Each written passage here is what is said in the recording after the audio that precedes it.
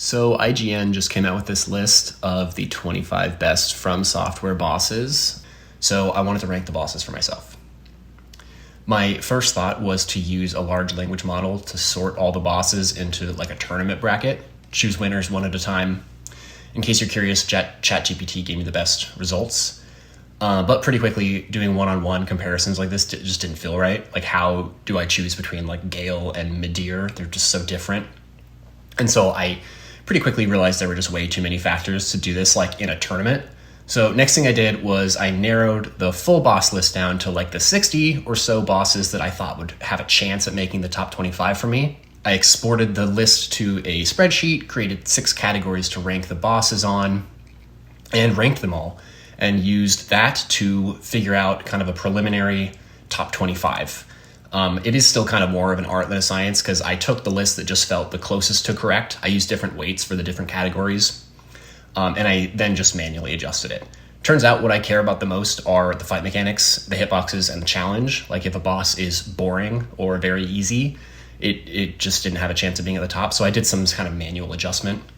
Turns out that I don't care that much about lore. I've noticed a lot of other tier lists or boss lists do some pretty good boss analysis and are really critical of the bosses until like the top like 10 or 15 or so, and then they kind of just turn into whose story they like the best, which isn't really what I wanted my list to reflect. One thing I have to address, I didn't include any Sekiro bosses. I just think it's a different game. I like it. I don't love it like I do the other ones. Like every single boss on this list, my immediate reaction if you asked me about them would be like, I love them. Like I love fighting them. And I just didn't love anything in Sekiro. I liked it a lot though. So without further ado, the first one on my list is Morgott at number 25. He has a really cool moveset. He uses this cool gleaming sword and these gold phantom weapons like a hammer, spear, daggers to chain together like really kind of unpredictable combos that are very rewarding to learn, like this one where he lunges at you and then enters this combo that you can just kind of strafe. And I think strafing Morgott and like doing like a charged heavy poke on him is like my favorite thing to do in these games. It's really satisfying. One issue is he has, I think, not enough HP and like one too many scripted moves. Like he'll call down the daggers from the air and he'll do that scripted phase change, and he does the daggers in both phases. So you can kind of script him really easily, even like with pretty low damage. I think that's an issue. I think if he had more HP or maybe fewer scripted moves, and so he'd be like less easy to fight, I think he'd be like way higher because his moveset is really fun and he has a good like kind of place in the game. So kind of a shame, but he's still an amazing boss fight. Coming in at number 24 is Rellana. Kind of interesting because she's a pretty like low fanfare fight. She has no cutscenes and she's just in this kind of like blah arena, but it's still like a really satisfying one-on-one fight. It reminds me more of Sister Friede than Millennia. She has quick combos that can like really easily kill you. She does a ton of damage, and she's a real test for like the start of the DLC. So she's really fun. It's also cool that it's like really easy to get to her. She's right at the start of the DLC. She can be the first boss you fight without much work. It really helps to be light rolling. Like a medium roll, you have to be a lot more precise with her. And so I don't really love that limitation because I like wearing armor. I just like the look of it.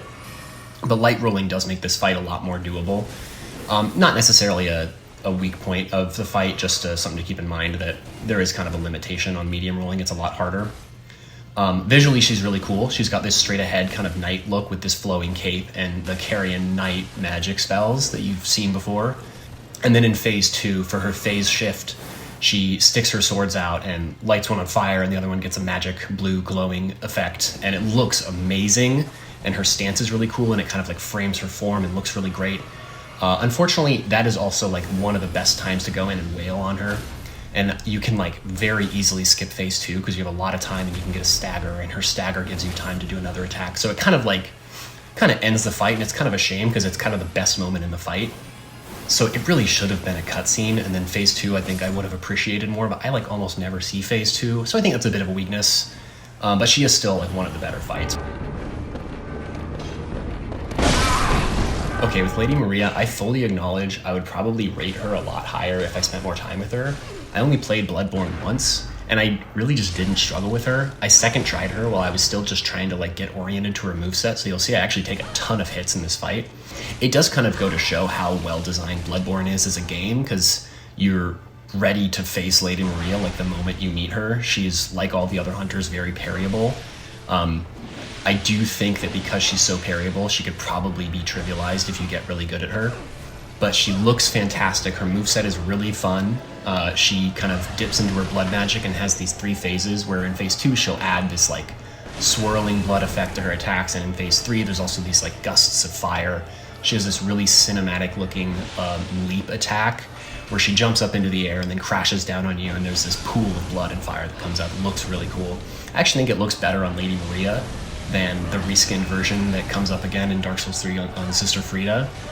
The one downside of all these moves is I got hit by a lot of them because it was my first time seeing a lot of them, and they just didn't do all that much damage, which was pretty disappointing. Like, I would have rather gotten killed by these really cool looking moves than been able to just see them and kind of take her out on my second try. So a little bit disappointing, but I definitely look forward to fighting Lady Maria again if I get in a mood to play Bloodborne again. Like, I'll be looking forward to her probably the most or second most out of this game. So, okay, Messmer at number 22 is a really cool fight.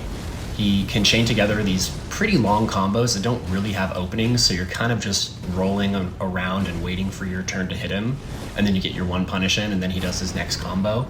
So it's a lot of kind of chain rolling and waiting. But, you know, on the plus side, his combos do feel totally fair. They're all, you know, pretty easy to roll around. One exception being he has this move where he kind of flicks his wrist out and starts this like a flame lick that feels really quick, and I like usually am not able to dodge it, but that's probably a me thing. It's probably a reaction time issue, but it does feel really quick, so I don't love that. I don't really like his character design. He's like this tall, skinny kind of wimp, so it's not intimidating to fight him. But that changes in phase 2. He has this, you know, the base serpent version, and he summons these giant snakes to attack you that look really cool. They're not that hard to dodge if you have good timing, which I don't really.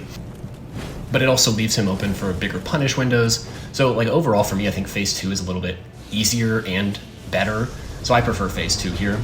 And of course he carries over a lot of his moveset from phase 1. So it feels like a pretty natural elevation with just like the snakes added. So it's like it's really just overall like a really competent, if kind of generic feeling fight with an important character to the game at the top of a really good legacy dungeon. Like, if a game consisted of all bosses the quality of Messmer, it would be an amazing game. So just outside of the top 20 is Soul of Cinder. This is the final boss of the Dark Souls 3 base game, and he is, you know, the amalgamation of all of the undead who've linked the flame in the past, including a lot of, like, you know, players. It's sort of supposed to be like all the players who have played Dark Souls, and then in phase 2 he's also Gwyn. That concept makes a lot of sense and is really cool, and he has a cool arena, like an incredible soundtrack, one of the best in the series. The problem for me is that the fight just isn't that fun. He has so many moves that as a casual player, like unless you're doing a challenge run or really care to spend a lot of time on one boss, he has too many moves to be able to like commit to memory on a casual playthrough.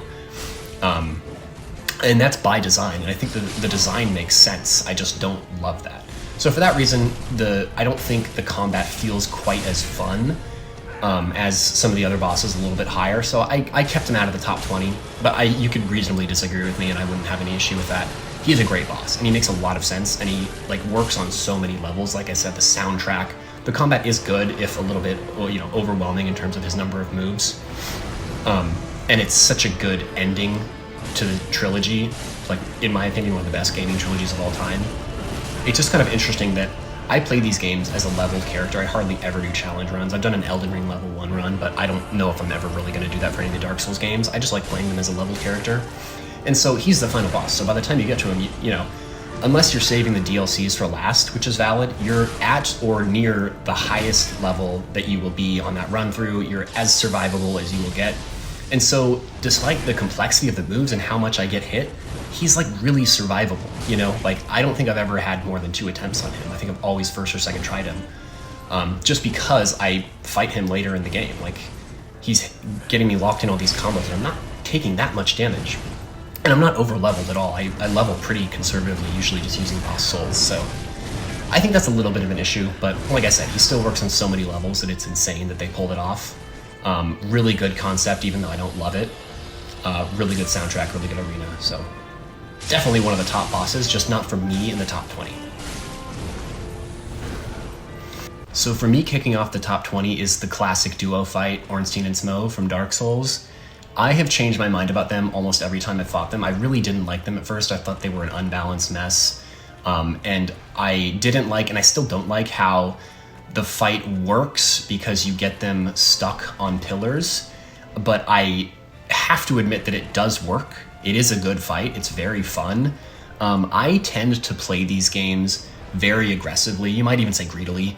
Like, I like to exploit every single punish window I get and kill the bosses as fast as I can to show kind of like mastery over the game. That to me is what's very satisfying about these games. And you just can't do that with Ornstein and Smough. You have to take the fight slowly.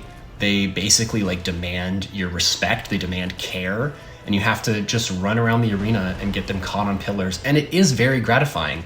I realized that the last time I fought them, that the longer this fight takes, the more fun it is. It's not more fun to master them and end it quickly. It is fun to drag it along and wait for opening, and that it is an enjoyable experience in its own right.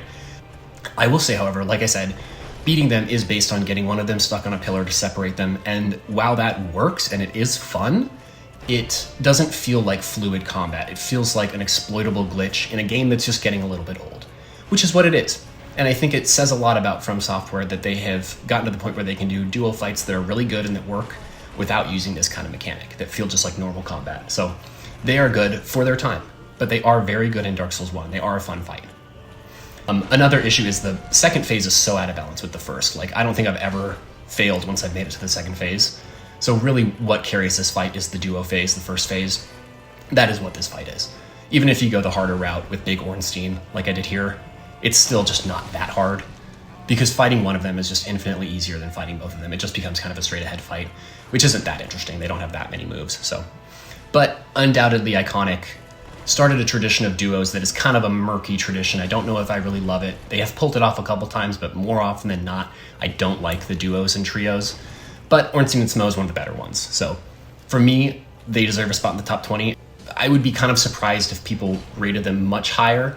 They are iconic, but From Software have moved beyond this. They don't need to make a fight like this anymore. So I think a slightly better duo fight than Ornstein and Smough is the Darklurker phase 2 when he splits into two. So the Darklurker obviously is like really hard to find. I don't really care that much. I get it.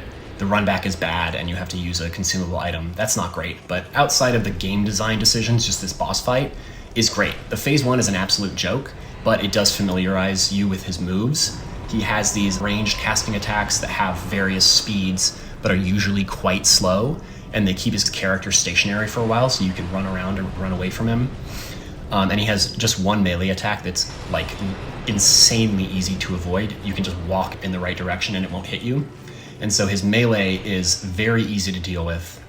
His spells are, for the most part, very well telegraphed. And about halfway through the fight, he splits into two. And that's where this really becomes like a good boss fight. The first phase is just kind of a simple roadblock. The second phase, I am shocked that I like it as much as I do. It's a gank spellcaster fight, basically, but it just works so well, and that's because of the moves I described. And that's what distinguishes it from Ornstein and Smough. It doesn't work because of a gameplay glitch, like with the pillars. It works because the moveset is designed in a way that works for a duo fight. I think it's a really good duo. It makes a lot of sense. The one issue is, it is incredibly slow. The way the fight works is you just take it as slow as you can. The casting animations keep him stationary, and so it's easy to lure one of them away while the other one is casting, and then you can engage with the one that's close to you in melee, and the melee is very easy. And also, I guess I haven't mentioned yet, his boss design is incredible. He looks so cool.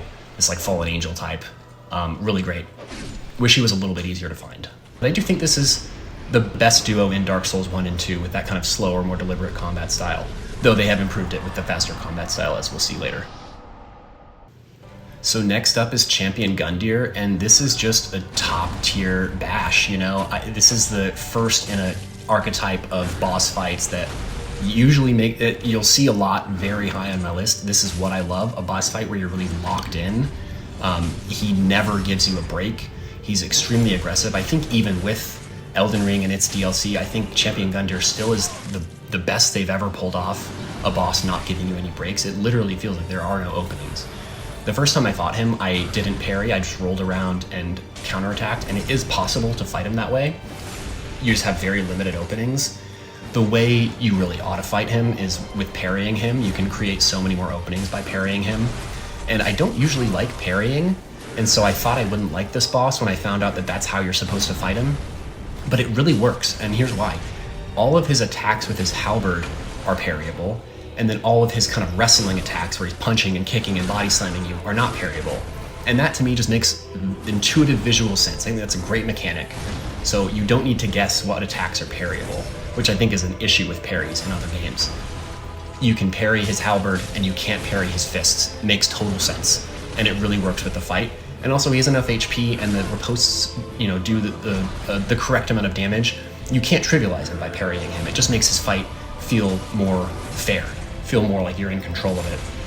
And I think that's really cool. I think it's the best parry fight by far. So I love Gundyr.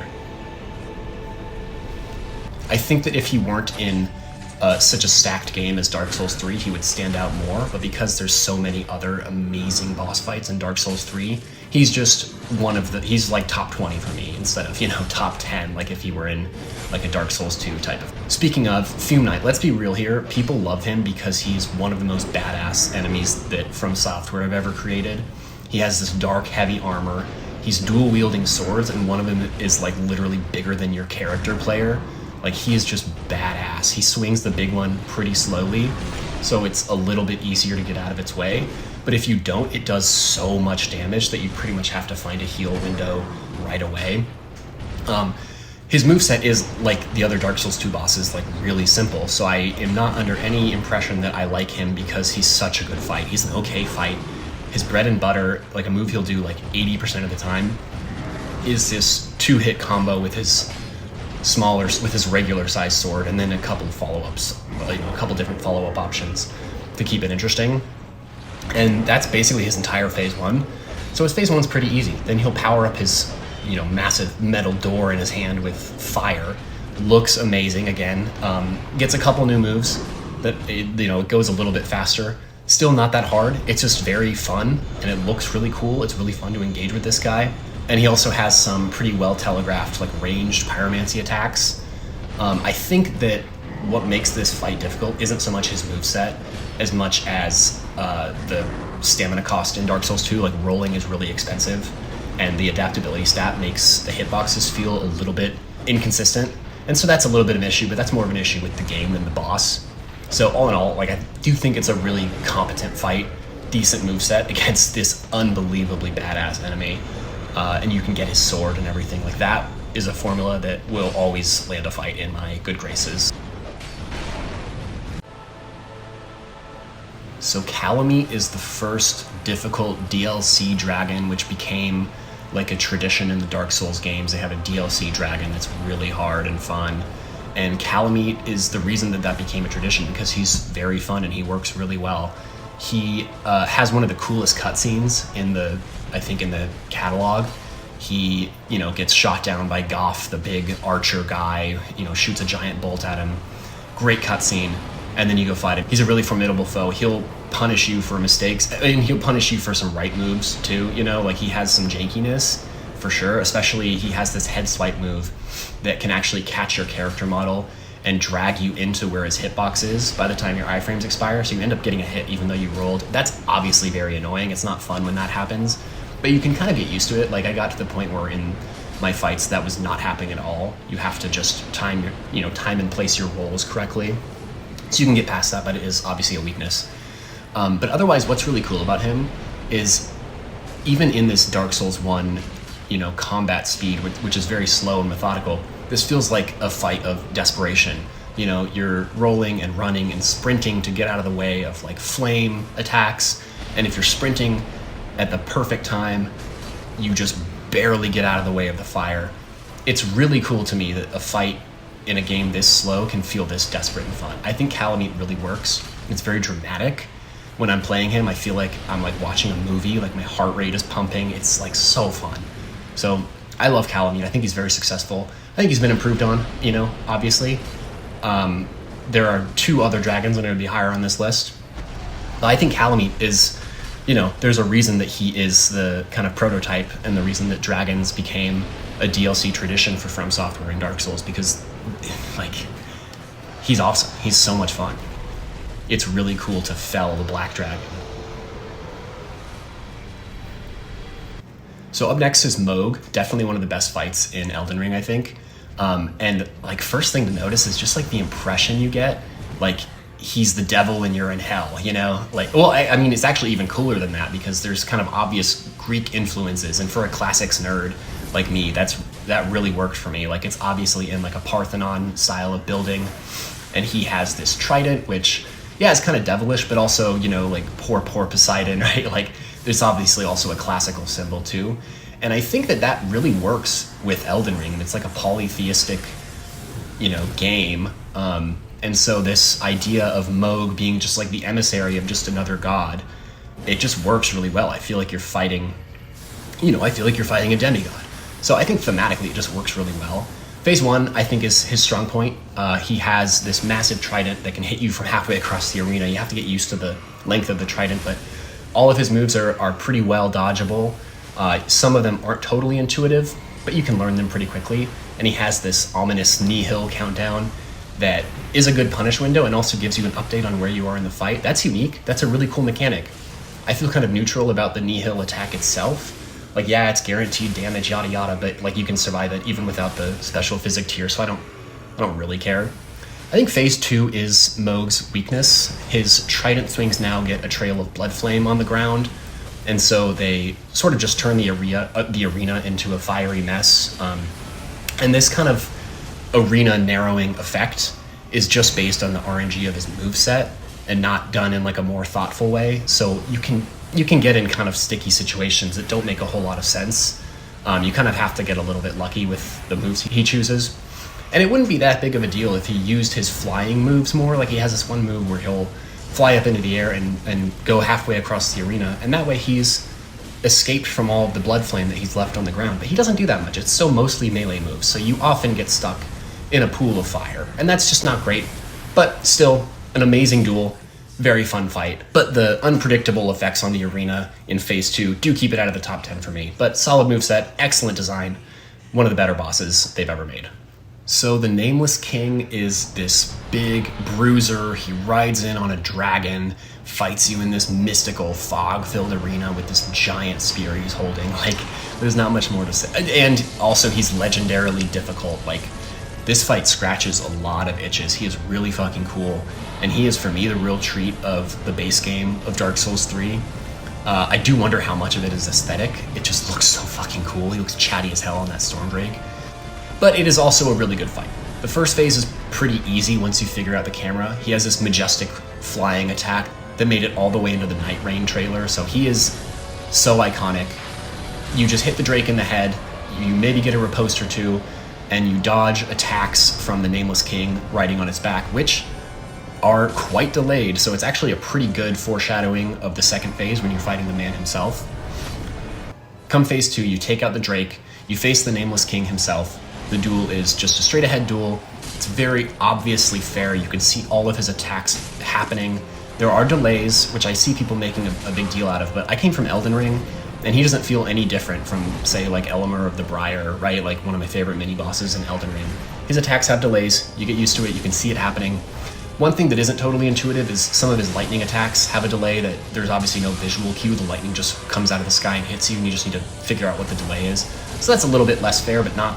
It doesn't one-shot you, so I don't find it to be that big of a deal. But yeah, it's just a really fun one-on-one fight after you get past the first phase. I found this amazing video by this YouTube channel called Crest that showed how similar the Nameless King's moveset is to Gwyn and to Ornstein from Dark Souls 1, and I think those are just some really cool references. It's kind of fun to think, this is those fights if they were good. So, yeah, it's a real treat to fight him even if you don't have his move memorized, because you can see everything he's about to do. So I love it, man. I think both phases are great. I think he is a really, really cool boss. Some days he's in the top 10 for me. But for now, I'm going to keep him at 14. Next up is Sir Alonne, and he is a really special boss to me. So Dark Souls 2 bosses tend to have really simple move sets, and he's no different. Like, he has like 6 or 7 moves. But for some reason, his feel the most satisfying in the game to roll or strafe. And the fight also feels the most consistent among the kind of upper echelon of the Dark Souls 2 bosses, like Fume Knight or Burnt Ivory King. So like I said, his attacks are really simple. He has a poke, a dash, an overhead swing, a grab, a jump attack. they flow together really well. And so every punish feels really kind of well earned. You're rolling into the perfect spot to be able to punish him before he jumps away. If you make a mistake, you're really punished. He does brutally high damage. You have to heal quite quickly if you get hit. But really what makes him stand out is how unique he feels. He almost feels kind of out of place in Dark Souls 2. He's this heavily armored samurai warrior with a giant katana in this largely medieval European dark fantasy setting. When you arrive, he's waiting for you, just sitting still in this pristine room. This arena is probably my favorite arena in all of Soulsborne. It's this totally polished floor, right? It's like, it kind of mirrors the tranquility that you kind of have to bring to this fight. This part is hard for me to explain, but I feel like the arena taught me how to win this fight because it tells you so much about the fight. He's not about to flail around like Gale Phase 1 or Demon Prince or something. He has these quick, decisive attacks that you have to precisely dodge and punish him. Like the arena, I feel like this fight rewards like cool-headedness and a calm mind. Case in point, one of his scariest attacks is his dash attacks, but it's actually one of his safest. He jumps back, sheathes his katana, and does a snap attack where he'll slash it upwards at you. But you don't need to like hold your breath and time a roll perfectly. He tracks to where you are when he jumps back, so if you just walk backwards or roll backwards, you will outspace his attack by a hair. And that feels so cool. That feels like you're being rewarded for having a clear mind. And it just really works for me, the way that that's reflected in the arena. This fight seems very cool. Like sometimes it is fun to fight this like out of control beast, like the cleric beast or Phase 1 Gale or something, but Sir Alonne challenges you to lock in, beat him with the skill of like your sword play and your calm-headedness alone. That's really cool.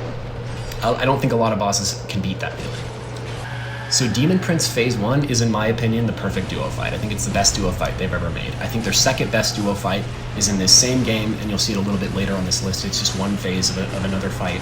But this is, in my opinion, the best duo they've ever done. The evolution from Ornstein and Smough, where you need to exploit like clunky gameplay with the pillars, to Demon Prince is something I just really want to pause to appreciate.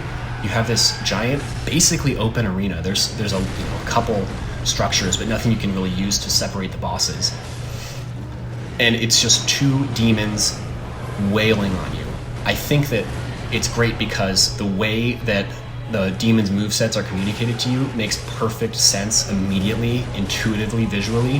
One of the demons is going to be charged up, on fire, glowing, and it's the aggressive one. And it swipes at you, and its hitboxes are so precise you can get right underneath it, just like with Vort.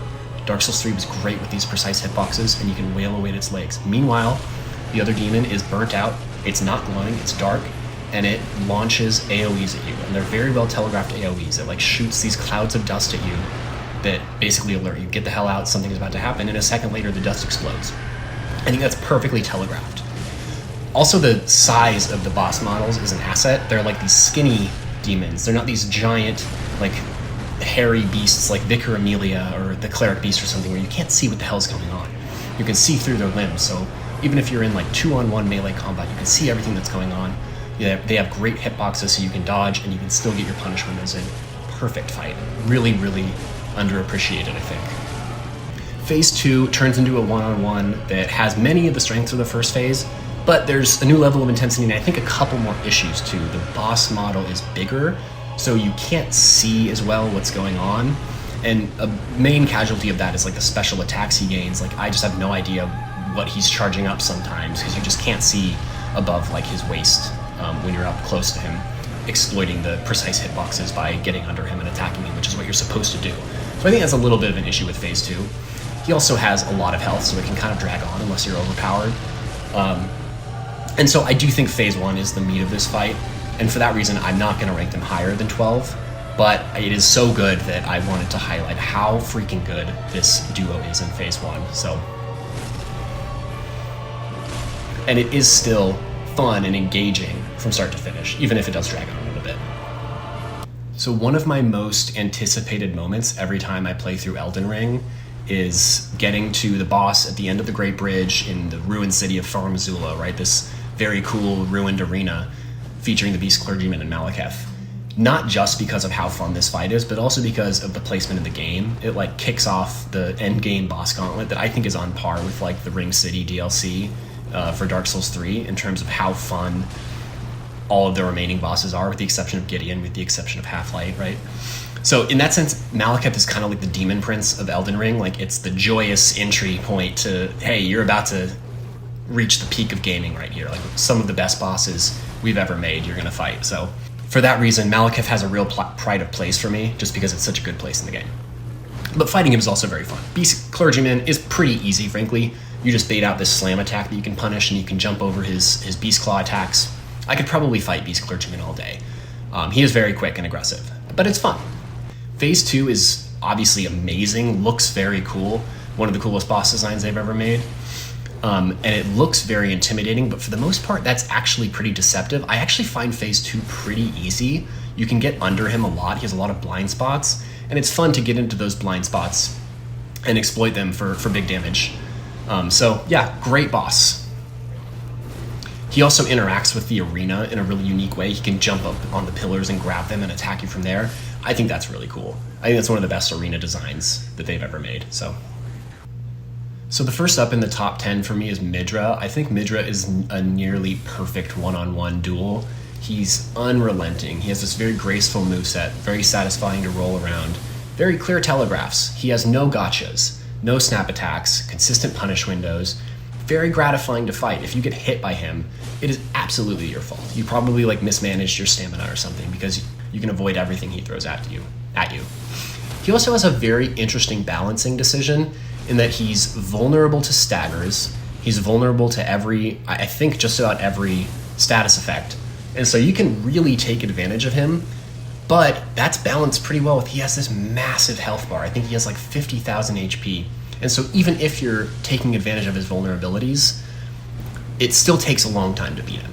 Even if you're bleeding him, even if you're staggering him, you can kind of cheese him. You can get him into a stagger chain if you're using really big weapons. And so I think that jives really well with one of the coolest things about Elden Ring, which is just endless build variety. He works with just about every build because he's so consistent and so fair. And so you can bleed him out with a katana. You can smash him into the ground with a huge weapon. You can do a classic roll counterattack approach like I did here and just chip away at him. And they're all satisfying in their own kind of way. So I think that lands Midra in the top 10 for me. I think he's one of the best they've ever made. Yeah, not one of the most complicated, not one of the most difficult. And for that reason, one of their best. Challenging, but very fair. And a cherry on top, one of the more memorable soundtracks they've ever made. I think his soundtrack is very cool, very dark, works really well thematically, pleasure to listen to, and also ramps up the intensity. It's very scary.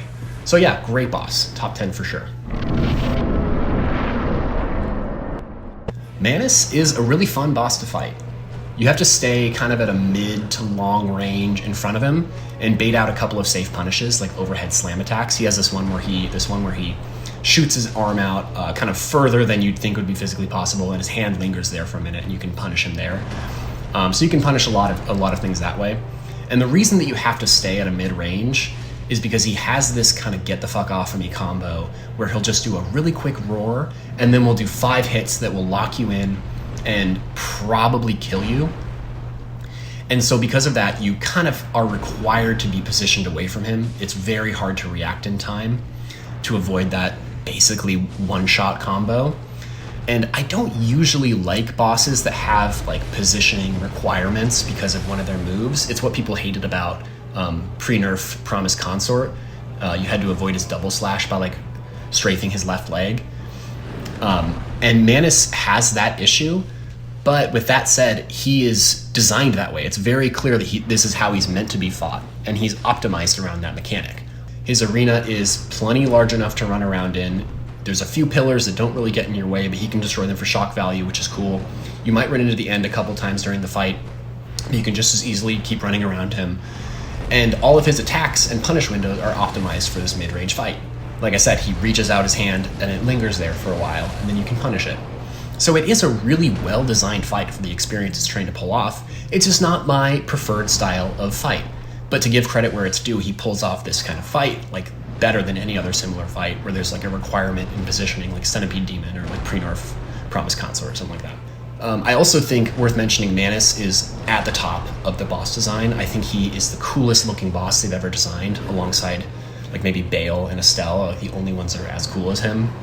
Like, I love how if you run away to heal or just get some distance from him, all you can see are his glowing red eyes against the black abyss. Like, that gave me chills the first time I noticed it, genuinely. So Manus is a top boss. Some days he's higher than number 9 for me. Like, I love this guy. He's a really cool fight to figure out and really fun to fight. So along with Manus in terms of like boss design is Bayle. And also like in terms of spectacle, I think Bayle is the most amazing spectacle boss they've ever created. His moves are built to look incredible, and he's very fun to fight for that reason. Has this cool flame lightning effect. I think his moveset actually pretty much seems like Kalameet's, but obviously like dialed up to 11. And I like that. I thought Kalameet's a good fight. There is some jankiness in his straightforward fire breath because it curves quite a bit. So if you don't start running as soon as you see the telegraph, it can curve to hit you, which mechanically feels fine. Like, it just means you need to react quickly. That's fine with me. But visually, it looks a little bit wrong. It looks like you shouldn't get hit by it, or it looks annoying, like the game is just trying to get you. So I wish that the animation was just a little bit different, but it feels fine. It feels totally fair. I also think the positioning mechanic for his head isn't quite as successful as it is in another boss that's going to be higher up on this list. He does put his head to the ground after most attacks to punish, but it's not clear exactly when you have a safe punish window. He can move it out of the way pretty quickly, and he can start up some of his attacks pretty quickly after his previous one, so it doesn't feel totally safe all the time. During Phase 2, obviously this incredible transition to Phase 2. Doesn't even need a cutscene, it's very cinematic. A lot of his attacks now get this follow-up ground explosion, there's lightning everywhere. Landing a stagger, he follows the Elden Ring stagger formula, where for a big guy, he's staggered for a long time, you can get a lot of big hits in on his head and then get a big riposte. So that's, makes the fight significantly easier if you can stagger him. And you don't need to be that aggressive. He's pretty easy to stagger, so that's a big point. Still incredibly satisfying boss to fight and to defeat, and looks incredible. Okay, I'm excited to talk about the Twin Princes because I have a lot to say about them. Lorian has this really simple melee moveset. I think he actually is pretty similar to the Smelter Demon from Dark Souls 2. I think if you did a moveset comparison, it would look like the same fight. But there's a couple things that elevate the first phase here. He has this teleport mechanic. Lothric teleports him all around the arena, and it adds a layer of delay to your roll timing that's, instead of being annoying, it's actually really satisfying to try to figure out, and it also makes it a lot harder in a way that doesn't feel cheap, because he telegraphs his attacks before he teleports, and then he teleports, and you can see him finish the attack. So it feels fair. One exception being at one point he can teleport above you and then slam down on you, and the reaction time there feels impossible. I'm sure it is possible, but there's not much visual cue because he's above you, so you can maybe see his foot or something, and then he's just slamming down on you. So that's pretty quick.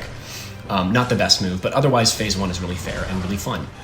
Phase 2 brings Lothric into the mix and spell casting, and it adds a couple mechanics that are all extremely successful. So the first is you now have this spellcaster, so it's a melee spellcaster duo fight, but Lothric is right on top of Lorian. So when you're engaging with the melee fight, you're also focused directly on the caster. So you're not going to be caught off guard by like an off-screen caster casting a spell at you and like one-shotting you or interrupting the flow of your fight strategy, right? I think that works perfectly. Where usually having a melee caster duo makes you prioritize your spatial awareness over attacking, like in Darklurkers, like slowing down the fight considerably. This actually speeds up the fight, feels fair, feels fun, it's a good elevation. The second really successful mechanic in Phase 2 is now your target is Lothric.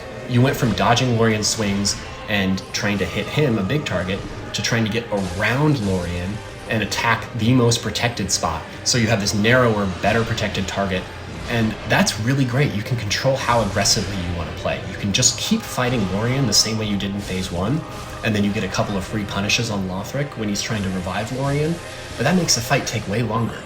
Or you can go around Lorian and do damage to Lothric and Lorian, and then maybe you can end the fight a lot faster. But it's a lot more risky, so I love the way they incentivize aggression. That is the way I like to play these games. It just goes to show that this is such a good fight from start to finish, and it elevates in a way that is extremely successful.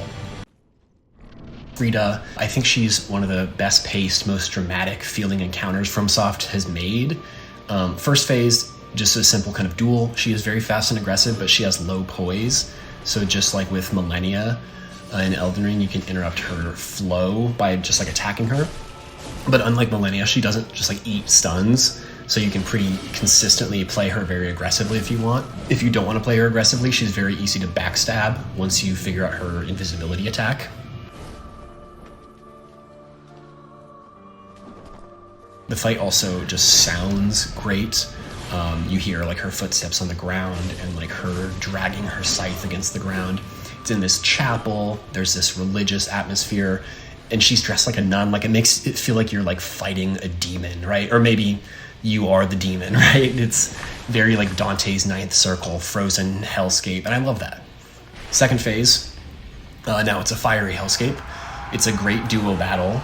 Their AI reacts exactly how you'd expect they would based on how they look and how they move. This to me is the second best duo fight they've ever done after Demon Prince Phase 1. So like Father Ariandel has this erratic, flailing moveset. It feels very chaotic, but it is predictable and telegraphed, so you can bait out his attacks and punish him. Meanwhile, Friede, she kind of adjusts her AI based on your position relative to her, and so you can predict Father Ariandel's moves and try to move him away from Friede.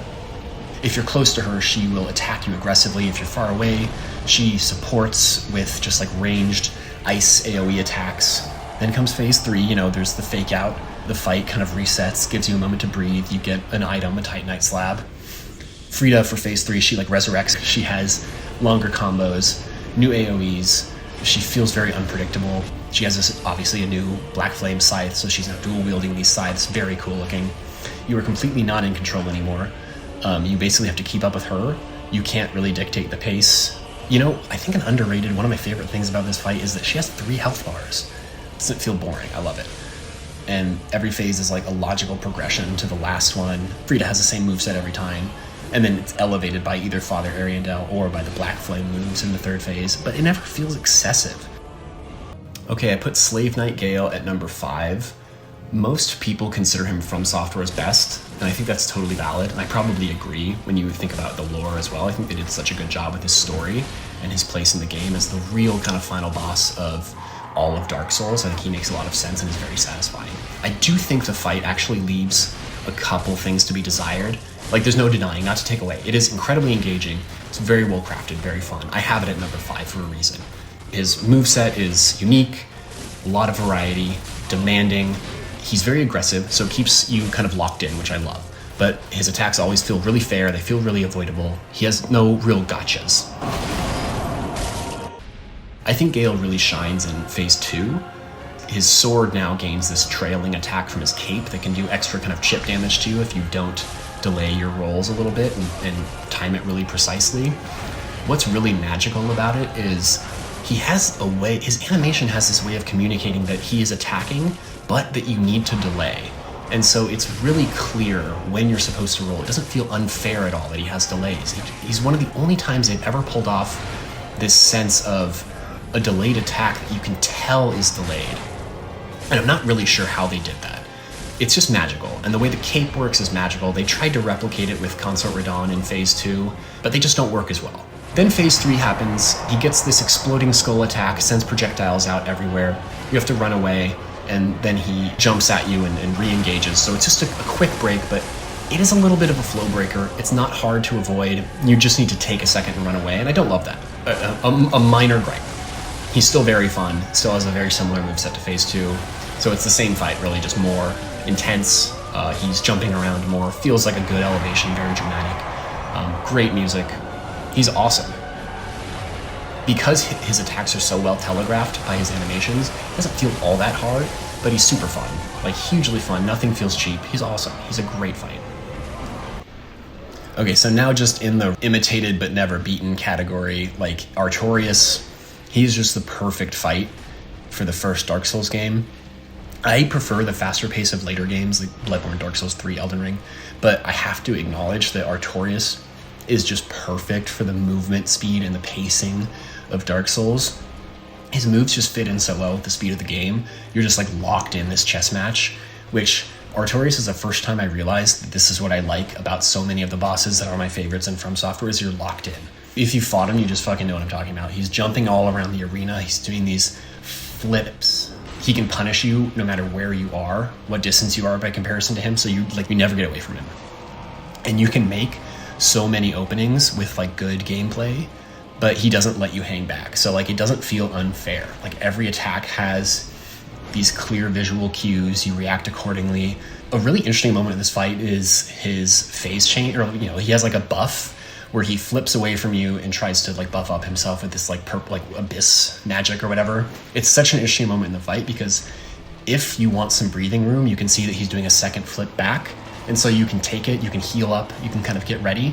But by doing that, Artorias will come back a lot stronger and can like nearly one-shot you. Versus if you make a split-second decision to run in and attack him, you can interrupt his buffing process, but you do like barely any damage, but you do avoid the extra danger from a buffed Artorias later, and you have to make that decision in a split second. And the fact that that kind of choice exists in a game that's as slow and methodical as the first Dark Souls, I think it's like brilliant. It's just the whole kind of locked-in feeling that this fight gives you, and that's just one example. I think his moveset is like perfect. I love it. I have nothing against a single move he has. I think it works perfectly. He is the blueprint for all the bosses that I turned out to love, and I didn't realize that until I fought him.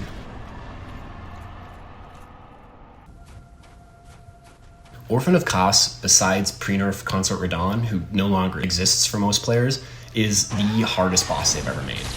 So this fight I think is the perfect opportunity for me to talk about the challenge wall that makes these games so fun. The first couple of times that you're fighting him, you have no chance. You like can't really understand his uncanny movement pattern. He does so much damage. It feels like you're never going to find an opening, and he kills you so quickly. He is completely in control. You're barely escaping when you start to learn a couple of dodges. But then you learn you can parry some attacks, you can do visceral attacks. You know when you have openings to use the rally system to regain some health and damage him. All these mechanics that are unique to Bloodborne, and honestly trivialize most of Bloodborne's bosses, but you can't trivialize the Orphan because he does so much damage and he has so much HP. He just works really well with the mechanics of Bloodborne. In Phase 2, he ramps up the intensity, he has new combos, he has a lot more AoEs, he can fly all over the arena. It's a little overwhelming. I honestly admit Phase 2 has some issues. One of the biggest issues, I think, is that fighting him in the water is a lot easier because you can avoid this ground lightning attack that comes from the body of Kos or whatever.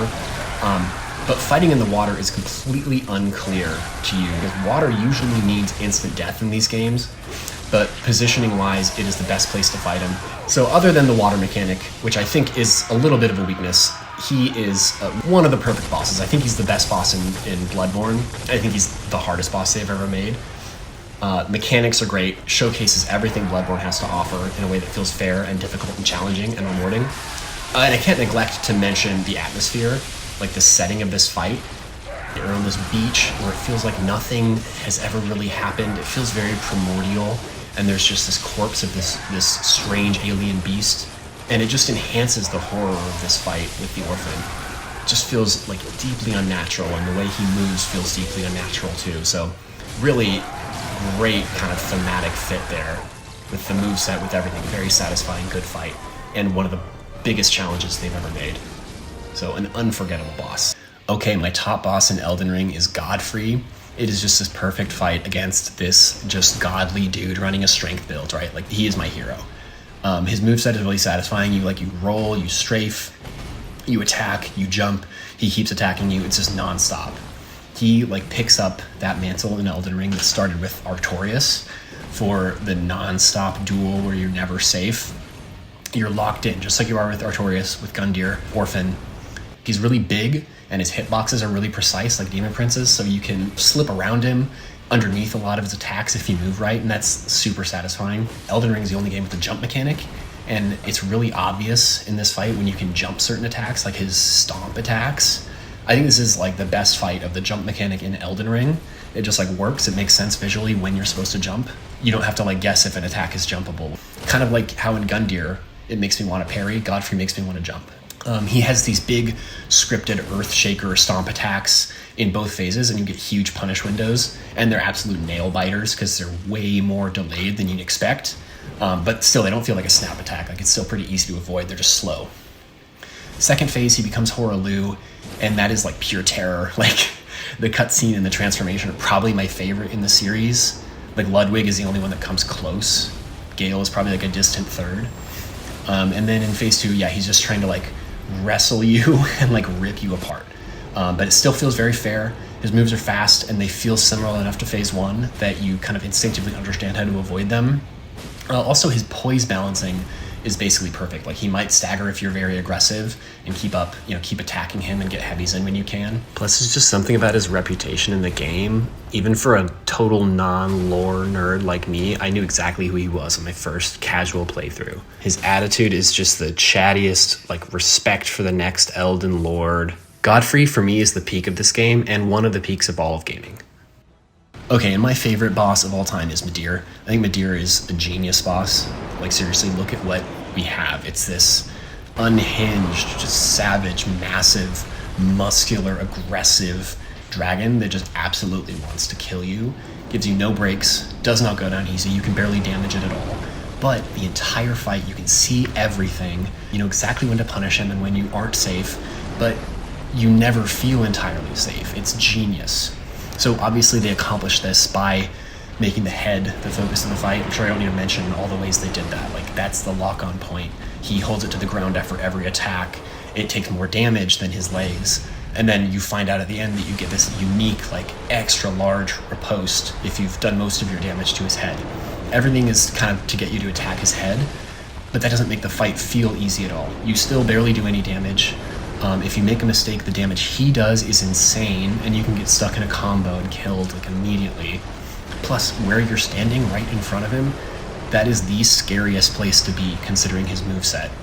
So you can see this giant dragon thrashing around, you can see everything that's happening, but it's still not easy, or doesn't feel scary. It doesn't feel like you're cheating. It feels like the way to fight him is the scariest, most interesting way to fight him, and that is awesome. Oh, also the arena is a perfect size for this boss. Like, Manus, I feel like has a kind of similar sized arena. It's huge, so you can run around quite a bit, but you will have to contend with the edge like once or twice in a normal fight. And that to me is just like the perfect size, where it like comes up, but it's not a detriment. It just adds to the fight. So yeah, Midra, in my opinion, is the kind of perfect expression of what these games are meant to do, right? They give you this seemingly impossible challenge wall against a very cool looking, very intimidating enemy, and then they give you mechanics to encourage you to engage with it in a way that is the best way to fight it. It makes you do something you don't want to do, and that is face down this incredibly scary dragon, like right down its fucking gullet, and it rewards you for doing that. It's a perfect fight experience for these games. So that was my list and my analysis of some of my favorite bosses that From Software have ever made. Honestly, this video took a lot of work to put together, a lot more work than I've put into any other video. I've been working on it for a couple of weeks and most of my free time. And frankly, I didn't enjoy making it as much as I enjoy just playing these games. So I'm probably not going to make more content like this heavily edited video essay style of content. I think I'd rather just keep posting gameplay videos. Those are a lot easier to make, and it's what I enjoy doing. And if people want to engage in the comments, then I'm happy to discuss there. But I hope you enjoyed, got something interesting out of this video. Feel free to comment. I'd love to discuss it more with you. My thanks. I will paint a world of that name. 'Twill be a cold,